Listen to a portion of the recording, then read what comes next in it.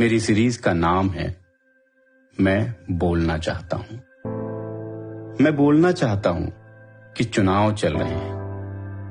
बहुत सारे लोग बहुत तरीके की बातें कर रहे हैं। मुझे भी लगा अपने दिल की बोलूं। उस एक दिन की बात करूं जब मोदी जी को अपनी मां की अंतिम यात्रा में उन्हें कंधा देता देखकर मुझे मेरी स्वर्गवासी मां की याद आई। क्यों आई? मैंने सोचा, एक तरफ मैं हूं और दूसरी तरफ देश का प्रधानमंत्री। मां के जाने से मैं टूट गया था। महीनों तक कोई काम नहीं कर पाया था। पर प्रधानमंत्री को क्या लगा होगा?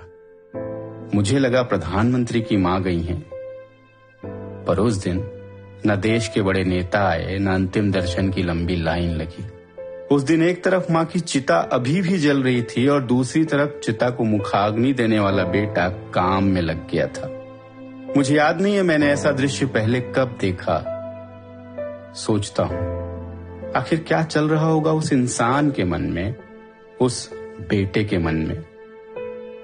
एक तरफ हर पल अपने देश के नाम करने का संकल्प, तो दूसरी तरफ जन्म देने वाली मां से कभी वापस न मिल पाने का खालीपन।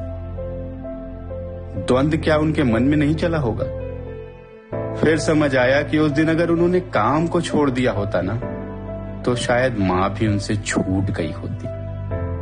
उस दिन प्रधानमंत्री ने अपना निजी दुख किनारे रख मां से मिले देश सेवा के संस्कार को निभाया। आंसू तो मोदी जी को भी आए होंगे। चिता की अग्नि पर नजर टिकाए मां की सुनाई कोई आधी अधूरी लोरी को याद कर आंखों के किनारे से चुपचाप बह गए होंगे। मां के जाने के बाद दुनिया तो छोड़ो, अपने लिए जीने का मन नहीं करता। पर शायद हर पल देश के नाम का मतलब यही होता है कि अपने लिए जीने का मन करे ना करे, देश के लिए काम करना होता है।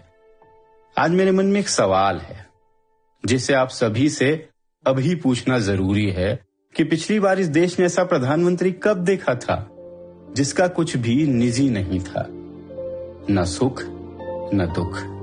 आगे कई प्रधानमंत्री आएंगे, पर शायद ऐसा कोई नहीं आएगा जो हर पल देश के लिए जिया हो, जिसका हर पल देश के नाम हो।